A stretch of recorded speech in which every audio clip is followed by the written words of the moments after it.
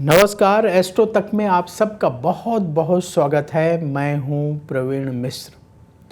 कजरी तीज का पावन पर्व इस साल कब मनाया जाएगा? 11 अगस्त 2025 को या 12 अगस्त 2025 को? साथ ही जिन लोगों के वैवाहिक जीवन में परेशानी है वो कजरी तीज के दिन क्या विशेष उपाय कर लें। हर साल कजरी तीज का व्रत भाद्रपद महीने में मनाया जाता है। ये व्रत बहुत महत्वपूर्ण माना जाता है।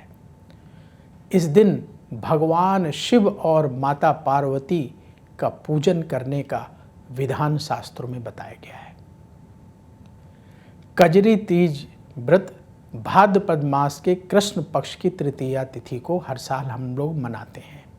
इस बार जो तृतीया तिथि है ये शुरू होगी 11 अगस्त 2025 को सुबह 10:34 पर और समाप्त होगी 12 अगस्त 2025 को सुबह 8:41 पर। उदया तिथि के अनुसार 12 अगस्त 2025 को कजरी तीज का पावन पर्व मनाया जाएगा। इस दिन विशेष संयोग बन रहा है और इस दिन बगुला चतुर्थी व्रत भी रखा जाएगा क्योंकि चतुर्थी तिथि भी लग जा रही है।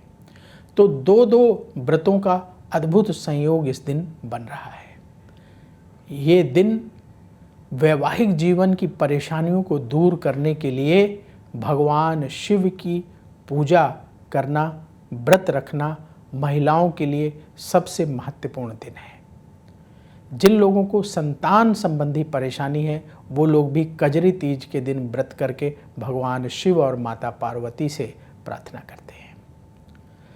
कजरी तीज का व्रत महिलाएं अपने वैवाहिक जीवन की परेशानियों को दूर करने के लिए रखती हैं। बहुत सारी महिलाएं अपने पति की लंबी आयु के लिए कजरी तीज का व्रत करती हैं, भगवान शिव और माता पार्वती का पूजन करती हैं और अपने सुखी वैवाहिक जीवन की प्रार्थना करती हैं। ऐसा माना जाता है कि भगवान शिव को पति के रूप में प्राप्त करने के लिए माता पार्वती ने कठोर तप किया था और उसके साथ ही कजरी तीज का व्रत भी रखा था।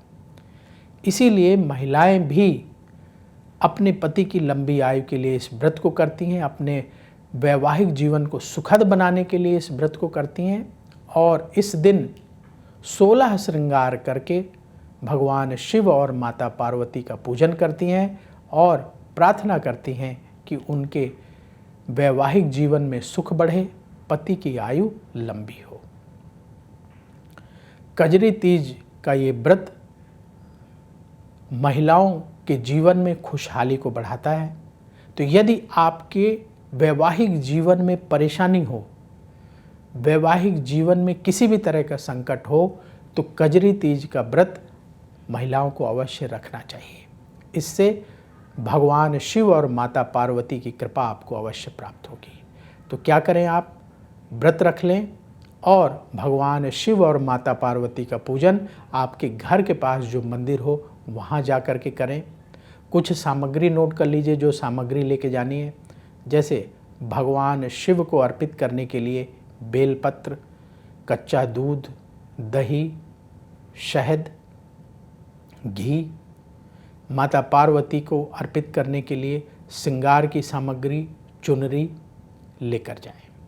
सबसे पहले पूरे शिव परिवार का जल में गंगा जल मिलाकर अभिषेक करें, फिर दूध से, फिर दही से, शहद से अभिषेक करें, फिर इसके बाद गंगा जल से अभिषेक करें और इसके बाद भगवान शिव को तिलक करें, पूरे शिव परिवार का तिलक करें। भगवान भोलेनाथ को बेलपत्र चढ़ाएं, माता पार्वती को चुनरी चढ़ाएं, श्रृंगार की सामग्री माता पार्वती को अर्पित करें और इसके बाद भगवान शिव और माता पार्वती की आरती करें और प्रार्थना करें कि आपका वैवाहिक जीवन सुखद रहे, आपके वैवाहिक जीवन में जो परेशानियां हैं, जो दिक्कतें हैं, वो सब दूर हों। तो इस तरीके से कजरी तीज का व्रत करके, भगवान शिव और माता पार्वती का पूजन करके आप अपने वैवाहिक जीवन में सुख के लिए, सौभाग्य के लिए प्रार्थना कर सकते हैं और माता पार्वती की कृपा से आपके वैवाहिक जीवन में जो भी परेशानियां हैं वो अवश्य दूर होंगी। तो ये व्रत बहुत महत्वपूर्ण है, इस व्रत को अवश्य आपको करना चाहिए। तो अब वक्त हो चला है विदा लेने का।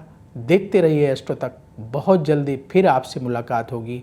बोलिए भगवान शिव और माता पार्वती की जय। अगर आप मुझसे जुड़ करके अपनी समस्याओं का समाधान चाहते हैं और चाहते हैं कि आपकी समस्याओं को ज्योतिष के माध्यम से सुलझाया जाए, तो आप हमसे संपर्क कर सकते हैं, जुड़ सकते हैं एस्ट्रो तक पर।